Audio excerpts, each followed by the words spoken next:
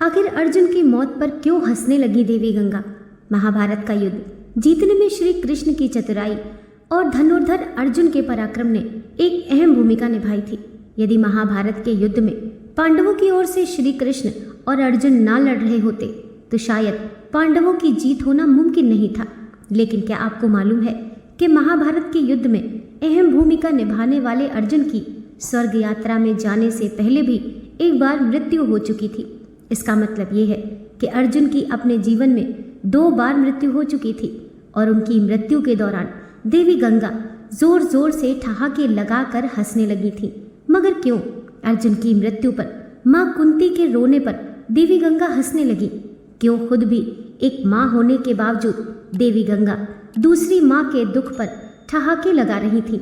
महाभारत के युद्ध में जब पांडवों की जीत हुई तो हस्तिनापुर की गद्दी पर बैठे ज्येष्ठ पुत्र युधिष्ठिर, इसके बाद श्री कृष्ण ने युधिष्ठिर को सुझाव दिया अश्वमेघ यज्ञ करने का, जिसके बाद युधिष्ठिर ने अश्वमेघ यज्ञ को आरंभ करते हुए अश्व को अर्जुन के नेतृत्व में रवाना कर दिया। अब जिस दिशा में अश्व चला जाता उसी के पीछे पीछे अर्जुन और उनकी सेना भी चलती जाती। इस दौरान यह अश्व कई राज्यों से गुजरा। जिन भी राज्यों से वह अश्व गुजरा उन सभी राज्यों के साथ अर्जुन ने युद्ध लड़ा।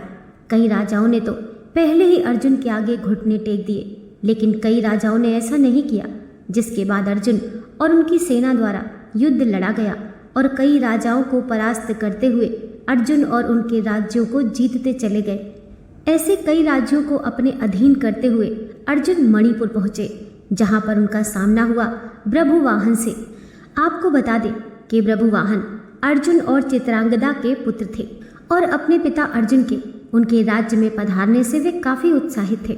उन्होंने युद्ध के बारे में कुछ सोचा ही नहीं और अपने पिता अर्जुन के स्वागत के लिए वे राज्य की सीमा पर जा पहुँचे।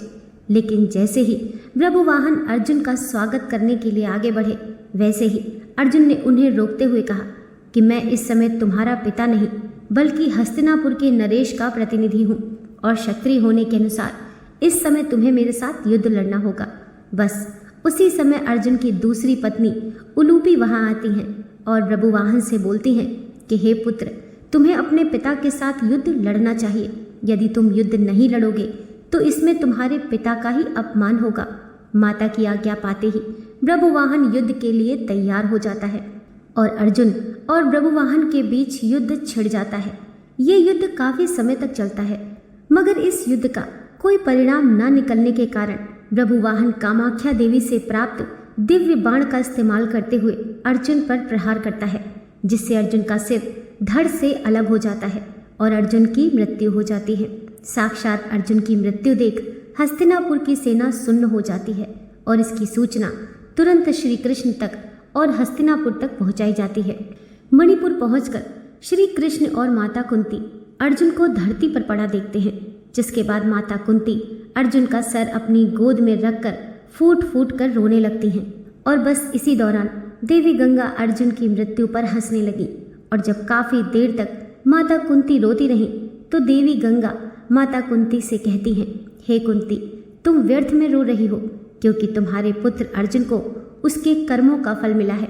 मेरा पुत्र भीष्म अर्जुन को अपने पुत्र की भांति स्नेह करता था, मगर फिर भी अर्जुन ने शिखंडी का सहारा लेकर मेरे पुत्र भीष्म का वध कर डाला।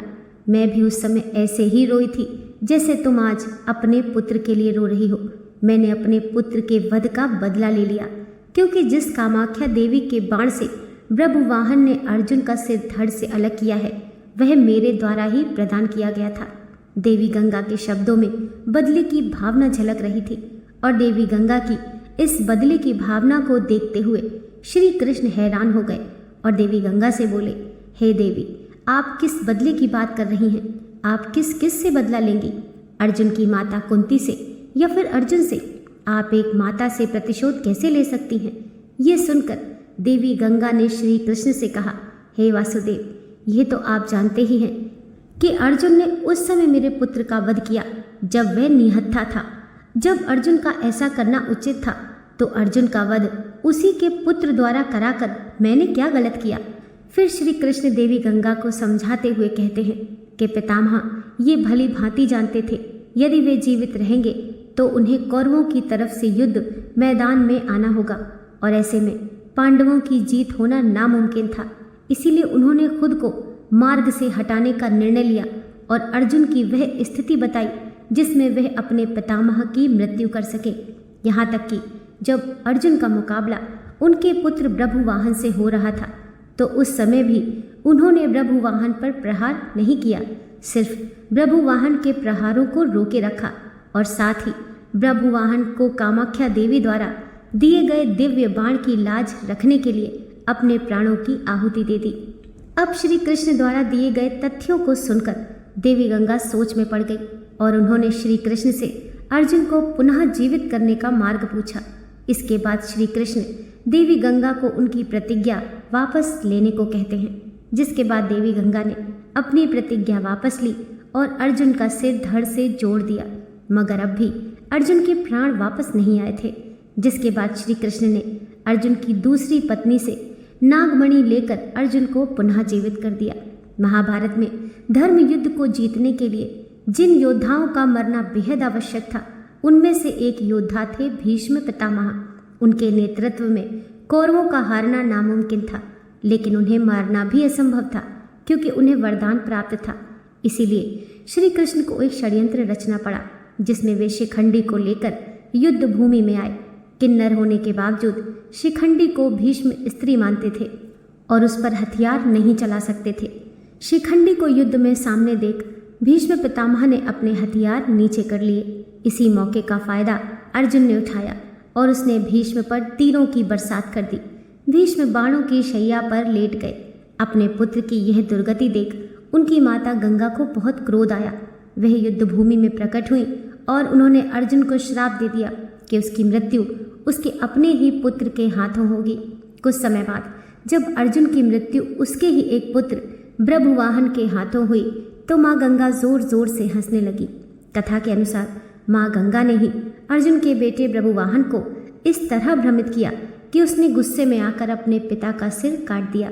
लेकिन फिर अर्जुन की एक पत्नी ने अपनी शक्ति द्वारा और श्री कृष्ण की मदद से अर्जुन को पुनः जीवित किया और अर्जुन के पुत्र ब्रभुवाहन को माँ गंगा की माया से मुक्त किया। दोस्तों, आशा करती हूँ आज की कथा आपको ज़रूर पसंद आई होगी। वीडियो पसंद आई हो तो लाइक कीजिए, चैनल को सब्सक्राइब कीजिए। मिलते हैं नेक्स्ट वीडियो के साथ।